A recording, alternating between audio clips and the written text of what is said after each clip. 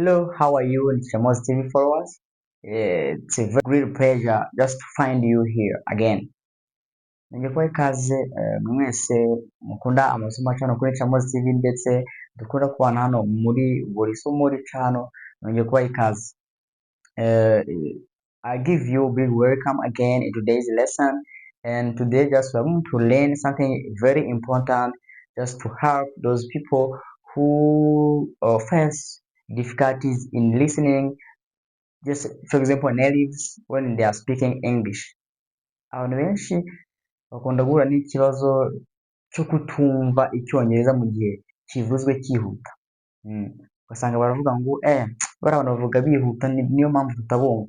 Urugero niba urimo wumva nk'umwenerurimi cyangwa se kavukire cyangwa umuntu wavukiye mu Bwongereza avuga ururimi cyangwa se umunyamerika ukavuga bavuga bihuta ntabwo tubasha kubumva.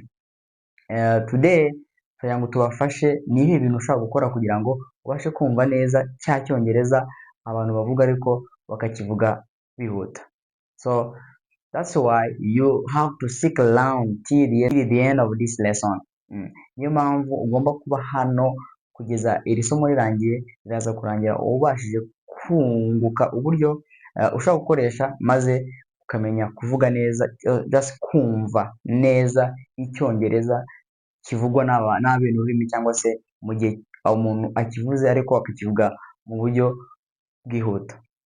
Ubundi language just English, uburyo abantu tuyivuga, let's say for example Rwandans, uburyo abanyarwanda tugikoresha icyongereza tugerageza kukivuga ariko ugasanga turimo turakoresha rhythm nk'iyo dukoresha tuvuga ikinyarwanda. Injyana tugitwaramo cyangwa se dukoresha tuvuga icyongereza akenshi usanga ari injyana tunakoresha iyo tuvuga ikinyarwanda, ariko there are 5 methods or ways to just to use so as to listen carefully English when is fastly spoken. So the first method is what we call consonant vowel linking. Hano uburyo bwa mbere ni uburyo bwo guhuza ingombajwi consonant and vowel, just ingombajwi ndetse n'inyajwi, uko guhuza ingombajwi n'inyajwi. Akenshi abantu bavuga icyongereza usanga hari amagambo y'icyongereza aba asozwa n'ingombajwi ariko ugasanga iri rikurikira ritangiwe n'inyajwi. Muri icyo gihe umuvuga, let's take an example. We have the word pick it up. We have 3 words. Pick it up. Ano magambo atatu ntabwo umwene ururimi mu gihe azaba arimo ayavuga ntabwo uzumva avuga ngo pick it up. Iyo mivugire ntabwo ari imivugire y'icyongereza cyangwa ntabwo ari bwo buryo bwiza bwo kuyavuga, ahubwo nk'uko mubibona pick, the word pick isozwa cyangwa se iherwa n'ingombajwi k. There is k, consonant k. Noneho ijambo rikurikiye it ni ijambo ritangiwe na vowel cyangwa se inyajwi. Mu gihe rero turimo tuvuga cyangwa dusoma rino jambo cyangwa umuntu arimo avuga ariko akavuga mu buryo bwihuta, ntabwo azavuga kuvuga ngo pick it up, ahubwo atakora link agahuza ya last consonant akayihuza na first vowel, noneho agahita avuga iryo jambo ariko mu buryo bwihuta. And here they can say pick up, pick up, pick. Just your pick niza guhura na the sound k, nihura na ya vowel I cyangwa se i, iyo nyajwi i birata bikora ki. None tuvuge pick, pick, pick, pick, then ya t ihera kuri it nituyihuza na ya vowel u, ubwo nabyo tubikora ta, pick ta. Instead of saying pick it up, ubwo tugomba kuvuga ngo pick up, pick up. Urumva ko habaho guhuza ingombajwi ihera ndetse n'amavowels n'inyajwi. Niyo mpamvu this first method or first way which can help you just to learn or to listen carefully English when it is fastly spoken. Let's take another example. Ufashe nk'irindi, let's say take it away. take it away. These are three words. Take it away. Ariko nituza kuvuga just wumvisha nk'umuzungu cyangwa se umwene rurimi avuga iri jambo cyangwa ino nteruro, ntabwo uzumva avuga ngo take it away. No. He or she will say take it away. Take it away. Just take it away. Take it away. Instead of saying take it away. Yeah. Urumva ko ahita akora ring, ararinkinga those like consonant and akerekinga na vowel kugira ngo sound ibashe kugenda neza. Ubwo ni uburyo bwa mbere. Ubundi buryo bushobora gutuma umuntu yumva icyongereza ariko mu buryo hahandi abantu baba bakivuga bihuta akavuga ntabwo mbyumva kubera ko bavuze bihuta. Ubundi buryo ni ikintu bita vowel and vowel ring. Hari amagambo y'icyongereza abantu bavuga ariko ayo magambo akaba asozwa na vowel cyangwa se inyajwi. Actually in English we have 5 vowels. Ubusanzwe mu cyongereza tugira inyajwi eshanu. Tugira inyajwi a, tukagira i, tukagira u, tukagira o ndetse na e. Those are 5 vowels, English vowels. Izo eshanu nizo zibaho. Rero hari amagambo usanga mu cyongereza aherwa na vowel ariko twavuga wasanga umuntu arimo avuga ugasanga arimo arakoresha ariko dufite nk'amagambo abiri aherwa cyangwa se rimwe riherwa na vowel, irikurikiye naryo ritangiwe na vowel. Urumva ko hari buze kubaho link, ariko iyo link cyangwa se uko guhuza kukabera kuri vowels. Rero mu mivugire cyangwa se muri sounds muraza kubona this y, ino ya ndetse n'ino wa. Ino ya ndetse n'ino wa, aya ni amajwi twifashisha mu gihe turimo duhuza cyangwa se tuvuga amagambo ariko ijambo ritangiwe n'inyajwi ndetse iririkurikirana naryo hariho inyajwi. Let's take an example so as to understand it well. Kadufata urugero kugira ngo tubashe kubyumva neza. Ufashe nk'ijambo cyangwa interuro I agree. I agree. Nkuko mubibona I ni vowel, noneho agree nayo ubona ko itangiwe na vowel a. Icyo gihe rero niho tuzahita tubonamo rya jwi ya tukarikoresha.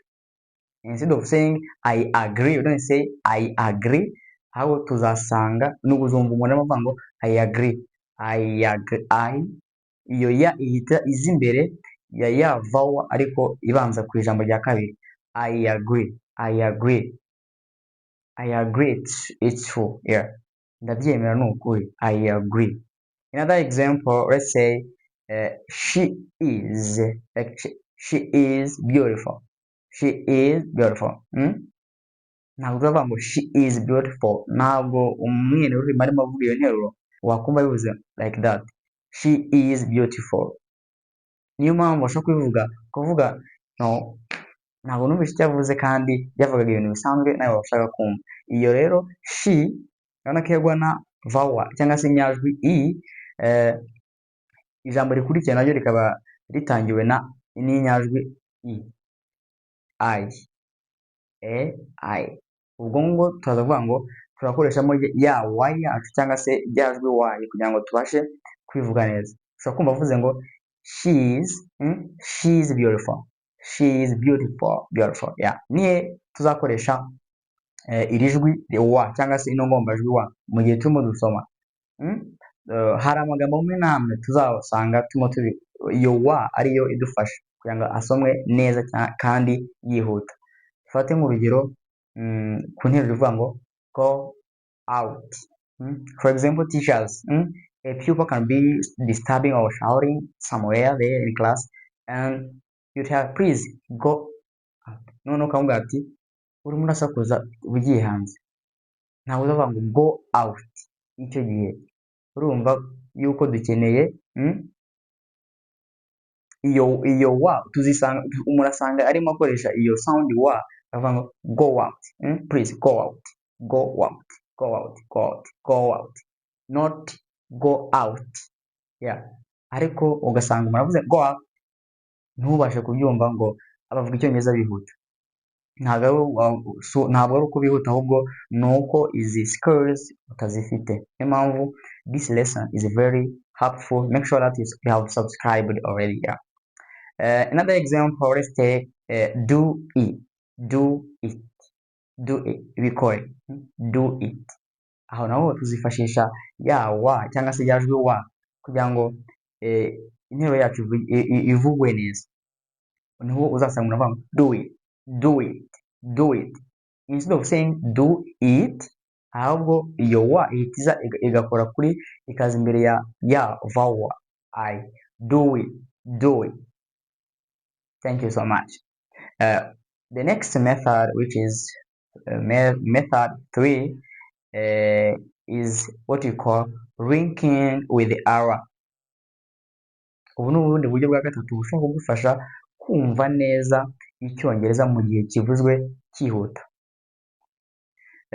Hari amagambo akoreshwa cyangwa ahuzwa ariko hifashishijwe ino nyuguti ya R.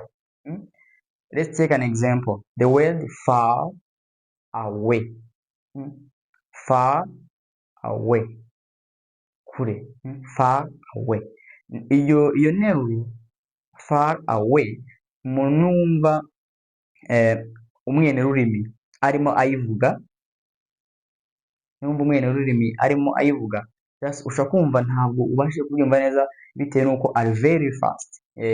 We ntabwo bimugora, just iyo rhythm cyangwa iyo njyana ntabwo imugora bitewe nuko we nibwo ibyo bintu ni karemano muri we. Rero we kugira ngo ubashe kumwumva neza hari iyo link ugomba kuyimenya ukamenya ugikorwa. The word far iyo ikurikiye n'ijambo let's say away, far away, ubwo buryo tubivuga iyo la iyo jwi la rigenda rikihuza na rya jambo ryacu away bigafatana. Instead of saying far away, ahubwo tukavuga ngo far away, far away, far away. I was not far away. Ntabwo narindi kure. I was not far away. Another example, let's say the word for example. Abantu benshi bakunda kubivuga nakuvuga ngo for example. Don't say for example. No. Iyo R linking nayo igomba guhita iyo R igenda igakora kuri le, and we say for example, for example, for example. Iyo R linking cyangwa se linking with R. Hari ubundi buryo cyangwa se another idea, piece of advice, n'inama umuntu ashobora kugira wowe ukurikiye rino somo hano kuri Shamozi TV. Listening skills, mu gihe ugerageza kumva cyangwa se ushaka kumva ibintu cyangwa kongera ikigero cyawe mu kumva new language, icyo ukeneye wihera ku bintu bikomeye cyane. Wihera ku bintu bikomeye cyane cyangwa se ugerageza kumva ibintu udafite amakuru. Just try those things you have information about. Urugero ushaka uzi inkuru ya Romeo and Juliet.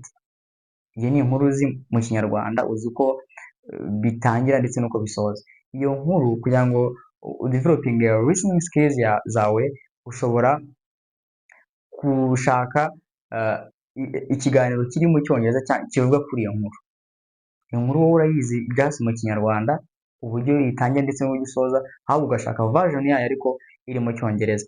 Ibyo bijya bigufasha kugenda ugerageza kumva ndetse ukanahuza ibivugwa in English and you link it to your language, your first language, for example Kinyarwanda.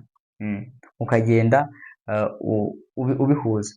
Ni ngombwa rero yuko uhera ku bintu ufiteho amakuru. Aho yamujye gufata podcast ikomeye cyane kuri either ku ma TV akomeye, ubu ku bintu udafite amakuru hera kuri bya bindi usanzwe uzi, noneho wowe ushaka ahubwo English version, aho biri mu Cyongereza noneho ubashe kubyumva, noneho ugende ubihuza gutyo iyo consistency guhozaho ugenda wongera listening skills, iyo level yawe ikazamuka. Ubundi buryo bwa kane, the fourth method is what we call common reduction. Hari ibintu ugomba kumenya ku mwenerurimi mu gihe avuga ururimi runaka. Ushaka kumva umuntu aravuze ukavuga ati ijambo neza ararimize, araririye, ntabwo mbashije kurimva. Wenda wareba lyrics cyangwa se aho byanditse ibyo arimo avuga ukabonamo ijambo, ariko wakumva ibyo yavuze ntubyumve, ukavuga ati birakwiye ko yabisimbutse. Hagiye burimo umuntu arimo avuga, wowe ureba ibyanditse cyangwa ibyo arimo avuga, agasa n'ugusiga. Kuba gusize rero abene rurimo bagita common reduction cyangwa se uko kumira amagambo, ariko hari let's take an example. Dufate nk'urugero, hari nk'ijambo to, iri to umuntu ashobora kuvuga ngo wenda I want to go, I want to go. Urumva dufite want iherwa na t, tukagira n'irindi jambo rikurikiyeho to naryo ritangiwe na t, I want to go.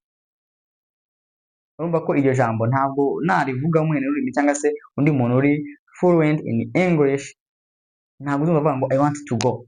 Ibyo urumva ko birakugora cyangwa se biravunanye, ahubwo uzumva iyo sound cyangwa iyo t imwe yabaye removed cyangwa se yagizutse yakuwemo, ukumva aravuze ngo wenda I want to go, I want to go, I want to go, I want to go, shaka kugenda. Umva ko t imwe ntabwo uri buze kugira ute kwiyumva. Especially Americans, sometimes they try just to find or just to remove some sound or some words.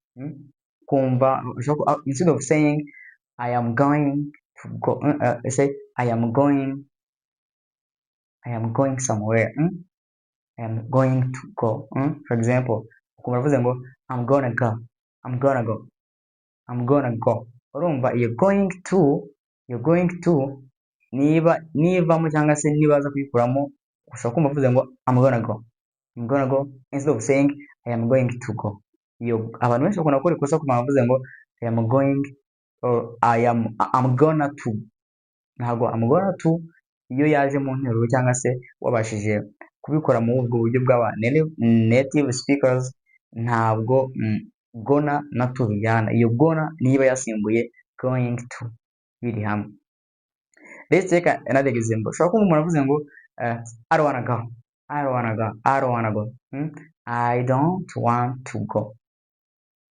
Urumva I don't want to go, ariko yavuga muri bwa buryo bwe I don't wanna go, ukumva ngo ntabwo nabyumvishe. Nuko iyo cyangwa se ubwo buryo bwa common reduction uba utazi yuko ubaho. Niyo mpamvu rero kugira ngo ubashe kumva icyongereza mu gihe kivugwa cyihuta, iyi point ugomba kugira amakuru kandi ukifamiliarizinga cyangwa se ukimenyereza kumva ibyo bintu, nawe mu gihe uvuga ukagerageza just kubikoresha, kubera yuko we are not here just to learning for just only listening.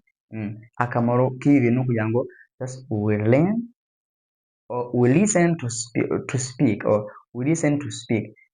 Turi hano kugira ngo twige kumva, kwako kumva ni base cyangwa se ni basic skill umuntu wese akeneye kugira ngo abashe kugira ute kuba yavuga.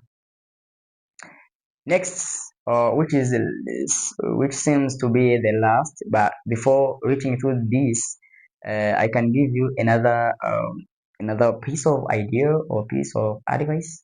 Mbere yuko dusoza cyangwa se tuvuga indi point ya nyuma ishobora kugufasha kugira ngo wumve icyongereza mu gihe abantu bakivuga bihuta. Hari ikintu ugomba kumenya: attend real conversation with the real people. Nyine ukeneye yuko ibyo wumva ubivuga, ukeneye ibyo ngibyo wumva ukeneye no kubivuga. Niyo mpamvu rero ukeneye abantu ba nyabo cyangwa se ahavugirwa ubwo rurimi mushaka kumva ndetse no kuvuga, either online like this here, like here, nkanga ko online this class ahanga birashoboka cyane, because even you can contact me, then there are different ways just someone can learn. Ukeneye rero abantu mushyira mu ngiro urwo rurimi, aho ngaho abantu bakoresha ubwo buryo bwo kuvuga ariko mu buryo bwihuse kutabyumva, abo ngabo niba ukeneye kugira ngo developing your listening skills, unless you know reach anywhere. Yeah, the last point or the last method is what we call disappearing sounds. Iyi ni impamvu ishobora gutuma umuntu avuga ibintu ariko ntubyumve in English, nuko utazi yuko mu cyongereza umwene rurimi cyangwa se undi muntu ugeze kure mu rurimi rw'icyongereza cyangwa se rw'icyongereza, hari igihe iyo arimo avuga hari icyo bita disappearing sounds, hari amajwi yihorera cyangwa se areka kuvuga burundu ntayavuge, ariko wowe wabyumva ukaba ntabwo numvishe ukuntu avuze kandi yavugaga ijambo usanzwe uzi. Let's take some examples. Reka dufate ingero cyangwa se turebe zimwe mu ngero aho disappearing sounds iba, bikaba byagutera confusion cyangwa se gucanganyukirwa mu gihe wumva umuntu avuga icyongereza. Mbere ko tureba ingero, make sure that you have subscribed, kandi ni ngombwa yuko niba ukunze rino somo, please like it, share this lesson to one of your friends. Undi muntu uzi ukeneye ubumenyi cyangwa se urane iki kibazo, nawe musharinga rino somo cyangwa se musangize rino somo kugira ngo nawe abashe kugira icyo yiyungura. Yeah, and you will be just supporting me here because I'm here just to support you, to help you, and you are there to learn and you help me back. Thank you so much. Izindi ngero rero for disappearing sounds, dufata urugero nk'ijambo next day. Iyo ntero next day, umunsi ukurikira cyangwa se umunsi utaha, next day. Iri jambo niwumva umuntu cyangwa ino nteruro niwumva umuntu umwene rurimi arimo ayivuga, ntabwo uzumva avuga ngo next day, iyo t ntabwo uzumva ivugwa, ahubwo uzumva avuga ngo next day, next day. Urumva next, the sound x, next day, urumva ko t yagize ute, ntabwo irimo. Rero wowe kubera ko utazi yuko disappearing sound happens when someone is speaking English, ugasanga ubaza ibintu yavuze yihuta ntabwo nabyumvishe. Nothing new, nta kintu na kimwe gishyashya cyari kiri mu byo yavuze, ahubwo usibye yuko ari amakuru utari ufite. Instead of saying next day, ahubwo ukumva aravuze ngo next day, next day. Another example, just one, shaka tuguhe bottles, ese ushaka bottles zingahe? Nshaka rimwe, just one bottle, just one bottle. Ariko ukumva muravuga just one, urumva iyo t nanone ihita iba disappeared, completely disappeared, ihita 100% ibura. Just one, instead of saying just one, say just one. Iyo rero cyangwa se ubwo buryo uko ari butanu nibwo buryo ugomba kumenya uko when you are listening to someone, especially native speaker speaking English, ubwo buryo ugomba kumenya uko ubaho kandi wowe ukagerageza kugira ute kubwimenyereza. Your consonant vowel linking, linking with the R, ndetse na common reduction ndetse na disappearing sound. Ibyo ngibyo numara kumenya yuko ibyo bibaho when someone is speaking a language, bizahita bikorohera kumenya cyangwa se kumva cya bintu abantu bavuga, kumvuga ngo ntabwo wabyumvishe. Yeah, ndakeka rero this is the end of our lesson and I hope that everyone enjoyed it very much. So thank you so much. Make sure that you share it to one of your friends or more, no problem, and make sure that you subscribe and you like, and please comment. Yeah, tanga igitekerezo cyawe muri comment section kugira ngo utubwire n'ibindi twaza gukuraho ubutaha. Thank you so much. I love you. Bye bye.